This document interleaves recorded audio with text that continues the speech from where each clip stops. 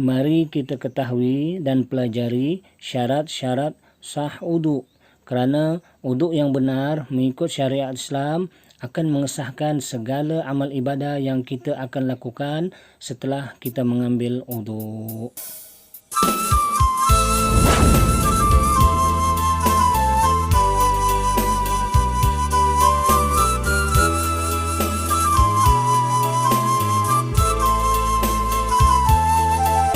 Assalamualaikum warahmatullahi ta'ala wabarakatuh. Alhamdulillahirabbil alamin. Wassalatu wassalamu ala asyrafil anbiya wal mursalin wa ala alihi wa sahbihi ajma'in. Rabbi syrah li sadri wa yassir li amri wahlul 'uqdatam min lisani yafqahu qawli. Subhanaka la ilma lana illa ma 'allamtana innaka antal alimul hakim. La haula wa la quwwata illa billahil aliyil azim. Amma ba'd. Alhamdulillah. Apa kabar anda semua? Tuan-tuan, puan-puan, saudara-saudari, adik-adik, abang-abang, kakak-kakak yang dikasihi sekalian. Harapan saya semoga kita semua sehat walafiat. Ya, semoga kita sentiasa dalam keadaan ceria. Ya, jadi marilah kita sama-sama membanyakkan setinggi-tinggi, memanjatkan setinggi-tinggi kesyukuran kepada Allah Subhanahu wa taala. Allah itulah Tuhan kita. Ya, Allah itulah Tuhan kita yang menjadikan kita. Allah itulah yang memberikan segala nikmat-nikmatnya kepada kita. Maka kita bersyukur sangatlah dengan nikmat-nikmat itu yang sehingga hari ini kita masih dihidupkan, dan kali ini kita dapat bertemu lagi. Pertemuan kita ini pun satu nikmat yang besar. Kita dapat lagi sama-sama mengulang kaji pelajaran, sama-sama kita muzakarah, sama-sama kita berbincang ilmu. Moga-moga kita dapat memahaminya, dan dengan kefahaman ilmu itu kita dapat meyakininya dan dapat mengamalkannya dan menjadi panduan dalam hidup kita, panduan dalam kita beramal mencari ridha Allah Subhanahu wa taala. Selawat dan salam buat junjungan besar Nabi Muhammad sallallahu alaihi wasallam. Dialah manusia semulia-mulia manusia. Moga-moga manusia yang paling mulia ini sudi mensyafaatkan kita di akhirat esok, di mana ketika itu kita memerlukan sangat syafaat Rasulullah sallallahu alaihi wasallam.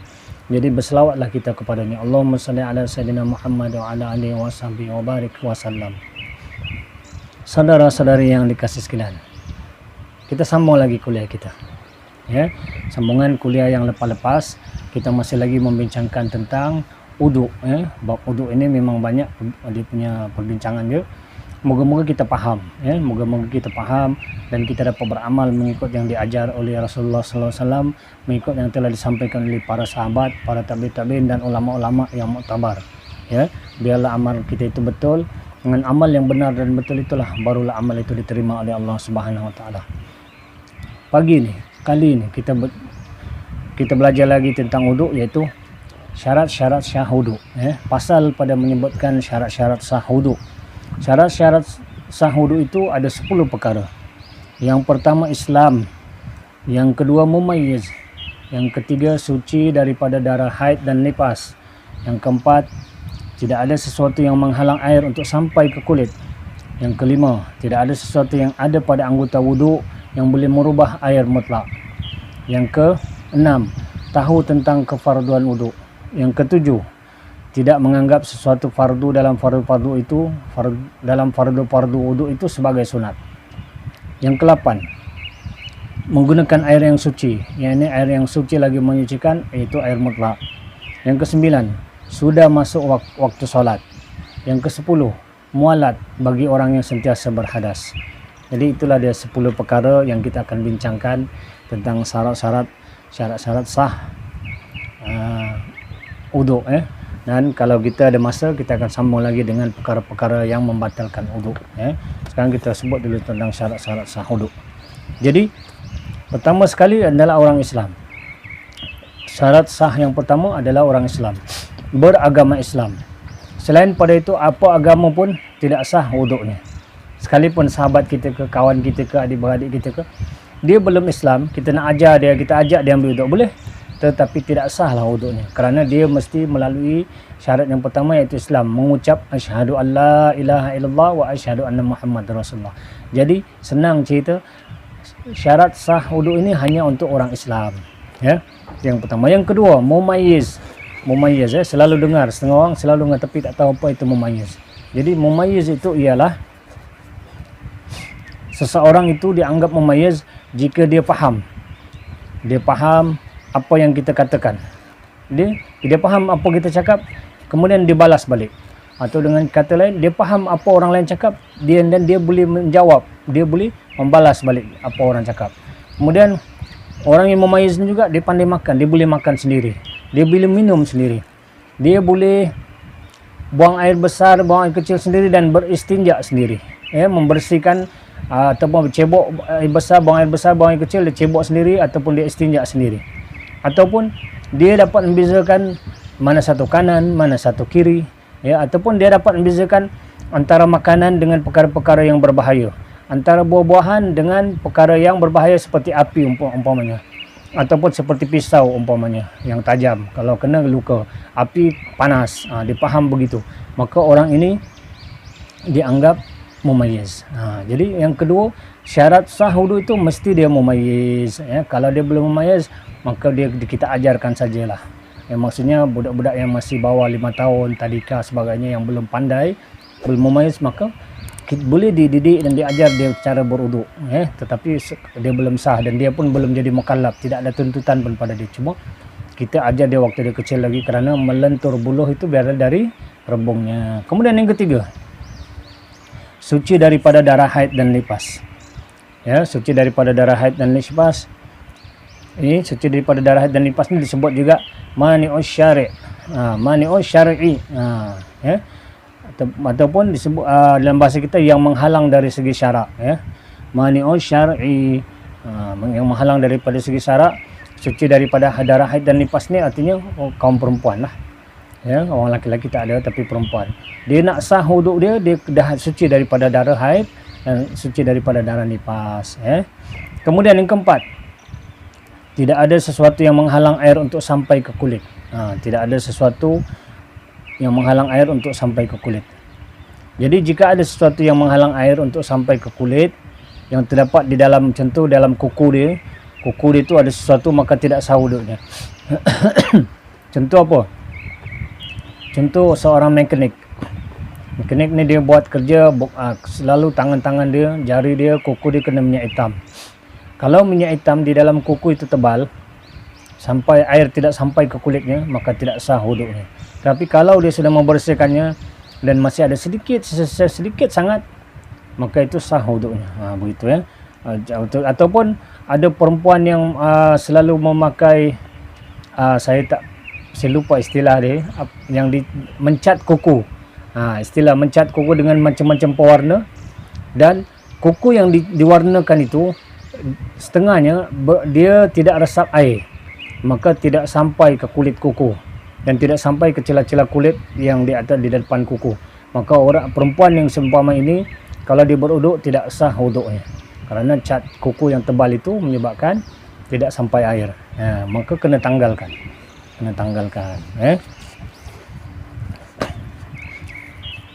Kalau dia kena dawat, contoh bagi cikgu, guru atau pelajar, student-student, ada dawat tumpah, kena kat tangan dia, boleh kena bersihkan. Kalau tebal dawat itu pun batal wuduk, tidak sah wuduk. Tapi kalau dawat itu sedikit sudah dibersihkan, maka sah wuduknya. Begitu. Jadi pewarna yang boleh sampai ke kulit tak apa. Tapi kalau ada pewarna-pewarna yang diletak di atas kuku kita, tak sampai air ke kulit, maka tidak sah wuduk. Itu yang kedua. Yang keempat, tidak ada sesuatu yang menghalang air untuk sampai ke kulitnya. Yang kelima, tidak ada sesuatu yang ada pada anggota wuduk yang boleh merubah air mutlak. Anggota wuduk kita, muka, tangan, kan, ubun-ubun kepala, dua kaki, dua tangan, dua kaki, itu semua dipanggil anggota wuduk sebab itu yang wajib. Jadi tidak ada sesuatu yang ada pada anggota wuduk yang boleh merubah air wuduk itu, atau air mutlak itu. Jika ada dawat, bedak ataupun gincu ataupun za'faran yang banyak boleh mengubah sifat air mutlak, maka wuduknya tidak sah. Kerana air telah bertukar menjadi air mutaghayyir. Air mutaghayyir ni air yang sudah bertukar, air yang suci tapi tidak menyucikan yang lain. Air mutaghayyir lain lagi, contohnya mudah kita faham, sebelum ni kita dah belajar, iaitu air teh, kopi, sebagainya, itu mutaghayyir. Dia suci tapi tidak menyucikan. Maka bagaimana air itu boleh berubah? Contoh kita pakai bedak yang tebal.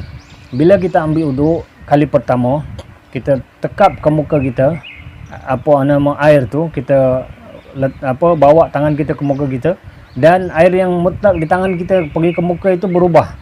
Kalau bedak itu pun dia jadi putih, maka air itu sudah jadi air mutaghair. Itu sebab kita disunatkan 3 kali supaya yang kedua dan ketiga itu barulah sah uduk kita. Ataupun sebelum kita niat uduk, kita bersihkan, buangkan dulu bedak itu. Ataupun kalau kita ada lipstick yang tebal warna merah, kalau kena air, air pun jadi merah. Yang ini semua kena buang dulu, kerana dia mampu mengubah air yang mutlak menjadi air mutaghair, maka tidak sah uduk. Tidak sah uduk. Uduknya tidak sah kerana air telah bertukar menjadi air mutaghair. Jika sedikit berubah tu sikit sangat, itu tak apa, dimaafkan. Tetapi kalau bedak atau lipstick yang tebal boleh mengubah air mutlak pada anggota uduk menjadi air mutaghair, maka tidak sah uduknya. Faham Itu yang kelima. Yang keenam, tahu tentang kefarduan uduk. Mana kita tahu rukun-rukun uduk tu, kita tahu. Kalau kita ragu, jika dia ragu tentang kewajipan uduk atau dengan yakin mengatakan uduk adalah sunat bukan wajib, maka tak sah uduknya. Tiba-tiba juga uduk ni sunat je, tapi dia ambil uduk juga, tak sah uduknya, begitu. Yang keenam, syarat yang keenam. Yang ketujuh, tidak menganggap sesuatu yang fardu dalam fardu-fardu uduk itu sebagai sunat. Tidak menganggap sesuatu yang fardu dalam fardu-fardu uduk sebagai sunat. Kalau dia menganggap fardu-fardu itu sunat, maka tidak sahlah uduknya. Itu yang ketujuh. Jadi tidak menganggap sesuatu yang fardu dalam uduk itu sebagai sunat. Kemudian yang ke-8, menggunakan air yang suci, yakni air mutlak. Yang ke-8, menggunakan air yang suci, yakni air mutlak. Jika dia ada ragu, jika ada perasaan ragu sama ada air itu suci atau tidak, maka cukuplah menganggap air itu suci, kerana tidak disyaratkan ada yakin ketika ada keraguan terhadap kesucian air itu. Itu yang keberapa? Yang ke-8. Jadi macam mana pula kalau minyak wangi jatuh ke dalam air? Apa hukum air tu? Apa hukum air yang telah bercampur dengan minyak wangi? Itu soalan.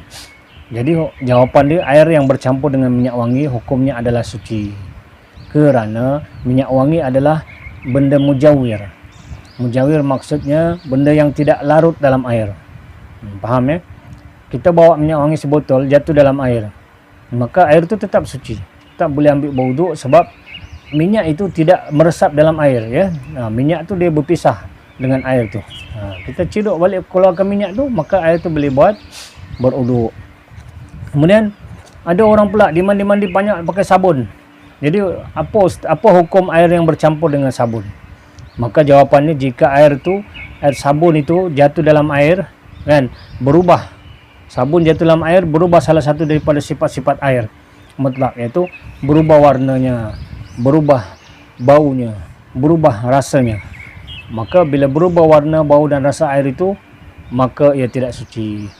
Tapi jika tiada perubahan ataupun sedikit sangat, maka itu masih suci. Contoh, jatuh ke dalam air itu sabun ketul. Sabun ketul jatuh dalam air, sabun ketul ni kan dia lambat cair, maka dia tidak merubah air itu, maka air itu suci lah. Itulah jawapan dia. Kalau apa hukum air yang bercampur dengan sabun? Kalau sikit, air itu masih suci. Kalau banyak merubah warna, rasa dan bau, maka air itu sudah tidak suci. Yang ke-9, sudah masuk waktu. Syarat yang ke-9, sudah masuk waktu solat. Syarat yang ke-10, mualat berturut-turut bagi orang yang sentiasa berhadas. Yang ini sudah kita ulang juga, sudah kita fahamkan kuliah yang lepas, tapi kita ulang lagi. Jadi syarat sah yang ke-9 dan yang ke-10 hanya dikhususkan untuk orang yang sentiasa dalam keadaan sahibud darurah, ataupun dalam keadaan daimul hadas. Sentiasa dalam keadaan hadas ataupun dalam keadaan darurat. Seperti yang selalu kita sebut, perempuan yang ada darah istihadah, darah penyakit yang sentiasa mengalir, sentiasa keluar. Yang kedua, laki-laki atau perempuan tak kira, orang yang selalu salisul baul ataupun kencing tak lawas, itu utama orang lelaki. Yang ketiga, orang yang mengalami salisul rih. Ini sama je, laki ke perempuan bersama. Maksudnya orang yang sentiasa keluar angin, sama ada dari kemaluan depan atau kemaluan belakang, daripada kubul atau dubur, sentiasa keluar angin, sentiasa kentut, maka syarat yang ke-9, yang ke-10 ni dia mesti ikut. Kalau dia nak sah wuduk dia, pertama dah masuk waktu dia dengar azan baru dia pergi bersuci, ambil wuduk semua. Kemudian yang kedua, mualat, dia tidak boleh berhenti lama antara satu rukun wuduk kepada rukun wuduk yang lain. Dia tak boleh basuh muka, dah basuh muka dia berhenti relak-relak dulu, lepas tu baru basuh kedua tangan sampai ke lengan dia. Bila anggota wuduk yang muka tadi yang dibasuh awal tadi kering air di muka, baru dia basuh tangan, maka tidak sah. Jadi itu maksudnya mualat, berturut-turut antara rukun wuduk dengan rukun wuduk yang lain. Itu syarat sah wuduk. Jadi itu. Kemudian kita sambung lagi sedikit. Perkara-perkara yang makruh ketika kita mengambil wuduk. Nanti baru kita di kuliah yang akan datang, kalau tak sempat kali ini, kuliah datang kita ceritakan pasal perkara-perkara yang membatalkan wuduk. Kali ini kita bincang perkara-perkara yang makruh dalam berwuduk.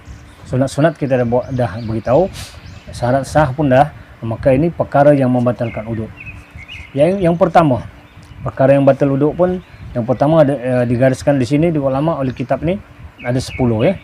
Pertama, berlebih-lebihan menggunakan air, makruh lah, membazir lah kan. Membazir kerana kadang-kadang orang yang lebih-lebihan ni kadang-kadang was-was. Dia basuh sampai 2-3 kali dah tak cukup, dia basuh lagi 4 kali 5 kali. Maka yang ni makruh hukumnya ya. Kemudian makruh juga bagi orang yang bercakap-cakap ketika sedang mengambil air sembahyang, sedang mengambil wuduk. Ada orang cakap lagi, sembang.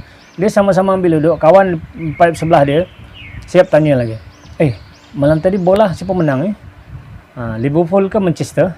Siap tanya, Liverpool salah, sepak pun salah. Dia dah salah, sepak pun salah. Bersembang, dia berbual-bual, berkata-kata. Maka makruh hukum berkata-kata, bercakap-cakap ketika sedang mengambil wuduk. Alangkah baiknya bila kita ambil wuduk, hati kita dalam keadaan zikrullah, tak perlu bercakap-cakap kan. Sebelum ni sunat wuduk, hati kita bacalah doa-doanya. Kalau kita basuh muka, ada doa basuh muka kan, kita dah belajar sebelum ni. Itu lebih baik daripada kita bercakap-cakap supaya tidak jatuh makruh ya. Yang ketiga, membasuh anggota wuduk lebih dari 3 kali. Tadi mula-mula membazir guna air banyak, dipulas air tu banyak kan, itu makruh yang pertama. Buka paip kuat-kuat, itu makruh. Yang ketiga ni, membasuh anggota wuduk lebih dari 3 kali. Sunat sampai 3 kali, tapi kali keempat sudah jatuh makruh. Apalagi kali kelima dan keenam ya. Yang keempat, memercikkan air daripada kedua tangannya. Memercikkan air daripada kedua tangannya, ini dalam kitab Syarhus Salikin ada disebut ni. Selepas dia ni dipercik-percik pula, kena jiran-jiran kiri kanan yang sedang ambil wuduk juga ya. Yang kelima, yang ini lagi dahsyat, menamparkan air daripada kedua tangannya ke mukanya. Menamparkan air ke muka atau ke kepala. Ada jumpa? Ada. Kalau kita sembahyang Jumaat di masjid yang besar-besar, kita tengah ambil wuduk, ramai orang, dia pun ambil wuduk. Bila giliran dia, ditada air kat dua tapak tangan dia, kalau nak basuh muka, ditampar ke muka. Bila tampar ke muka, apa berlaku? Air itu memercik kena jiran kiri kanan. Maka makruh hukumnya makruh hukumnya. Ingat tu yang kelima. Jangan buatlah kalau ada makruh. Sebab perkara makruh ni tidaklah berdosa kan, tetapi tidak ada pahala. Kedudukannya perkara yang banyak melakukan, siapa yang melakukan benda makruh ni Allah benci. Itu saja. Jadi mengelak daripada Allah benci, jangan buat yang makruh ni. Kemudian yang keenam, meminta pertolongan orang lain untuk berwuduk walaupun tiada keuzuran. Ini pun makruh. Kita tak uzur, kita sihat, kita okey semua, tak ada sebab kita nak minta tolong, maka kita tak boleh minta tolong. Tolong orang jiruskan ke, tolong orang udukkan kita ke, tolong orang jirus kita pun basuh muka atau tolong jirus lengan kita, tangan kita sebagainya. Tapi sebenarnya kita sihat, itu makruh hukumnya. Kecuali ada keperluan, contoh nak jimatkan air, minta orang tolong tuangkan sikit-sikit, itu tak apa. Tapi kalau sengaja-sengaja tak ada sebab, tak ada keperluan, tidak ada keuzuran, maka makruh hukumnya. Yang ketujuh, berwuduk di tempat yang bernajis. Sekitaran kita bernajis, seperti contoh di jamban awam. Jamban awam di mana, RNR ke, di mana-mana lah. Yang kita tengok, kita masuk pun dah bau hanyir lah. Maka tempat-tempat macam tu, kadang-kadang dia ada najis, jelas nampak najis air ni, tapi kadang-kadang dia najis hukmi. Najis hukmi, najis yang tak nampak, kita tercium bau dia. Bau hanyir, bau apa? bau najis tu, bau air kencing sebagainya, tapi kita ambil uduk di dalam itu, maka tempat itu dianggap makruh kerana ditakuti air uduk kita yang menitis ke lantai itu akan memercik semula ke anggota tubuh kita atau ke pakaian kita, maka hukumnya makruh. Itu contoh di tandas awam dan tempat-tempat lain. Ambil uduk di tempat yang banyak tai burung contoh kan, banyak tai cicak di lantai itu, maka di tempat-tempat sebegini dihukumkan makruh mengambil uduk. Itu dia. Kemudian yang ke-8, mendahulukan membasuh anggota yang kiri daripada yang kanan pun makruh. Ada setengah orang dia biasa kidal, dia ambil uduk terus dihulur tangan kiri dulu, maka makruh hukumnya walaupun dia kidal. Maka dia kena belajar supaya dia mengambil uduk dengan tangan kanan. Boleh dilatih sebenarnya, boleh dilatih. Sebab mengambil uduk dengan tangan kanan sunat, hukumnya berpahala. Tapi kalau guna tangan kiri maka jadi makruh. Itu yang ke-8. Yang ke-9, makruh memakai air yang terjemur matahari atau air yang sangat panas atau air yang sangat sejuk. Tu. Ada air terjemur terutama di negara-negara panas, di negara-negara Arab, Timur Tengah sebagainya. Air itu terjemur dalam bejana, panas sangat, maka air itu dipanggil air musyammas. Makruh menggunakan air itu. Tapi kalau bukan terjemur, air panas contohnya, pun tak boleh bawa uduk. Air panas bawa uduk melecur lah kan. Maka di hukum ulama makruh menggunakan air panas. Tapi kalau tersangat panas bukan lagi makruh, dia jatuh haram. Kerana bila air yang tersangat panas dibawa uduk memudaratkan, maka haramlah hukumnya. Maka air yang panas yang dalam bekas bejana, terjemur matahari ataupun air panas yang dimasak akan tiba-tiba kita guna ambil uduk, makruh hukumnya. Begitu juga sebaliknya. Air yang sangat sejuk, air yang sangat sejuk dari bukit, gunung sebagainya sejuk sehingga kita nak ambil uduk pun menggigil, maka makruh hukumnya menggunakan air sangat sejuk. Kecuali diharuskan kalau kita tak ada pilihan, kita memang berada di tempat yang sejuk, tapi kalau memudaratkan boleh jatuh makruh dan boleh jatuh haram juga. Maka caranya kalau sejuk sangat kita panaskan sikitlah, kita kurangkan sejuknya kan. Begitu. Jadi itu yang ke-9, makruh memakai air yang terjemur matahari atau air yang tersangat panas ataupun air yang tersangat sejuk. Itu makruh. Yang ke-10, makruh menggunakan air di telaga Samud. Ini ada kisah, ada sejarah dia. Dan segala air kaum-kaum yang dimurkai oleh Allah Subhanahu Wa Taala makruh. Sejarah zaman orang dulu ada tempat-tempat yang itu dah jadi tempat yang tempat jadi dimurkai oleh Allah, maka makruh. Contohnya air telaga yang di zaman Rasulullah SAW, air telaga yang disihir. Telaga itu diletakkan sesuatu sihir, ditaruh sihir untuk menyihir Rasulullah SAW. Maka sampai ke hari ini ulama mengatakan telaga itu makruh untuk kita ambil uduk daripada air telaga itu. Siapa yang pernah melawat tempat tu mungkin pernah jumpa air telaga yang pernah disihir tu. Kemudian air di negeri kaum Lut, kaum Nabi Lut dulu, iaitu kaum homoseksual sebagainya dulu zaman-zaman Nabi Lut, sehingga ditenggelamkan kampung itu, diterbalikkan, maka air itu makruh untuk ambil uduk. Begitu juga air di negeri Babil.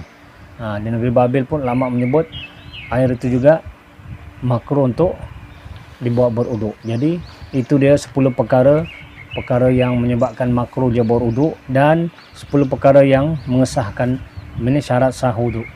Saya ulang lagi sekali, saya ringkas. Syarat-syarat sah wuduk ada 10 perkara. Pertama, Islam. Yang kedua, mumayyiz. Yang ketiga, suci daripada haid dan nifas. Yang keempat, tidak ada sesuatu yang menghalang air untuk sampai ke kulit. Yang kelima, tidak ada sesuatu yang ada pada anggota wuduk yang boleh merubah air mutlak. Yang keenam, tahu tentang kefarduan wuduk, yang mana fardu, yang mana sunat dia tahu. Yang ketujuh, tidak menganggap sesuatu fardu dalam fardu wuduk itu sebagai sunat. Dia tak anggap ini fardu, tapi pada sunat dia ni. Maka kalau dia buat macam tu, basuh muka tu fardu wajib, tapi dia kata basuh muka sunat, maka tidak sah wuduk dia. Lagi-lagi kalau dia kasatkan dia basuh muka tu sunat saja, maka tidak sah wuduk dia. Kemudian yang ke-8, menggunakan air yang suci, mestilah menggunakan air mutlak. Air yang suci lagi menyucikan. Kemudian yang ke-9, mestilah telah masuk waktu solat. Itu bagi mereka yang dalam daimul hadas. Ke-9 dan syarat yang ke-10, mualat. Jadi mestilah masuk waktu. Yang ke-10 mualat, itulah syarat sah wudu. Ya, yang ke-9 dan ke-10 dikhususkan kepada mereka yang sentiasa dalam daimul hadas ataupun sahibud darurah, orang yang sentiasa dalam keadaan darurat, iaitu kencing tak lawas, tengah keluar darah istihadah, ataupun dia tengah mengalami masalah angin, keluar angin daripada kemaluan depan dan belakang. Maka orang ini dia mesti kena sah wuduk dia, dah dengar masuk waktu baru dia boleh ambil wuduk. Begitu ya. Kenapa? Kerana tujuan dia seperti kuliah yang lepas ialah supaya mengurangkan keluar najis itu. Dia dia mesti mualat dan mesti waktu masuk waktu, supaya keluar najis itu kurang, dia boleh sembahyang. Ya, dengan cara kalau darah banyak keluar, pakailah, tutuplah. Sama ada istilah modis ataupun tuala wanita, ataupun kalau laki-laki dibalut dengan kapas sebagainya kan. Begitu barulah dia boleh ambil uduk dan terus sembahyang, ya. Begitu. Dan kena ingat uduk dia tu sah tapi dengan hanya satu uduk untuk satu fardu solat saja. Untuk satu solat wajib saja. Dia tidak boleh sambung sampai solat. Contoh dia sembahyang maghrib, dia ambil uduk itu, dia tunggu pula lepas sampai isyak. Tidak, satu uduk untuk satu sembahyang maghrib. Tidak boleh untuk satu sembahyang isyak lagi. Mana tidak boleh untuk dua fardu. Hanya untuk satu fardu saja. Itu kita dah terangkan di kuliah-kuliah kita yang sebelumnya. Kalau siapa belum tengok kuliah sebelum ni, silalah tengok kuliah itu, ya.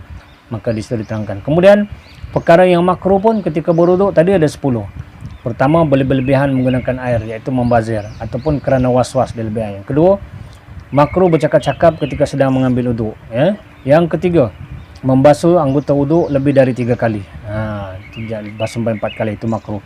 Yang kelima, menamparkan air ke muka atau ke kepala pun makruh.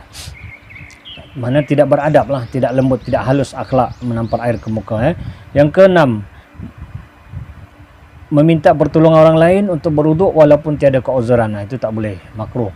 Yang ketujuh, berwuduk di tempat yang bernajis, makruh hukumnya. Yang ke-8, mendahulukan membasuh kaki kiri, tangan kiri, anggota yang kiri pun makruh hukumnya. Yang ke-9, makruh memakai air yang terjemur dalam bejana, sama ada bekas logam ataupun air yang terjemur tu panas lah, ataupun makruh juga menggunakan air sangat panas dan air yang sangat sejuk. Yang ke-9. Yang ke-10, makruh menggunakan air telaga di tempat-tempat sejarah yang disebutkan tadi, ya. Jadi itu saja kuliah kita untuk kali ini. Kali ini pendek insya-Allah, ya. Kita sambung lagi kuliah yang akan datang, iaitu kuliah dalam perkara yang membatalkan uduk. Perkara yang membatalkan uduk ni pun panjang perbincangannya, panjang perbahasannya. Kerana kalau kita bahas panjang-panjang, bincangkan sungguh-sungguh, nanti tuan-tuan puan-puan yang mendengar kuliah ini akan banyak persoalan. Sebab nanti tanya, Ustaz itu batalkah? Ini batalkah? Maka dalam perkara yang membatalkan wuduk nanti kita akan terangkan insya-Allah. Moga-moga memberi manfaat kepada kita semua, ya. Jadi kalau ada salah silap saya sepanjang memberi kuliah ini, salah bahasa, salah bacaan, ya, terkasar atau sebagainya tidak menyenangkan hati, saya mohon maaf, ya, di dunia dan sampai ke akhirat. Buanglah jauh-jauh, maafkanlah saya, ya. Dan kalau ada manfaatnya, bersyukurlah kita kepada Allah Subhanahu Wa Taala. Moga menjadi panduan hidup kita dan kongsi-kongsikanlah dengan orang lain. Moga-moga mereka juga dapat manfaat yang bersama. Jadi kita kuliah kita hari kali ini dengan membaca tasbih kifarah dan salawat asr. Bismillahirrahmanirrahim. Subhanallah wa bihamdihi, subhanakallahumma wa bihamdika, asyhadu an la ilaha illa anta wa nastaghfiruka wa natubu ilaik. Bismillahirrahmanirrahim. Wal asri innal insana lafi khusr illal ladzina amanu wa 'amilus solihati wa tawasaw bil haqqi wa tawasaw bis sabr. Sekian, ampun maaf. Assalamualaikum warahmatullahi taala wabarakatuh.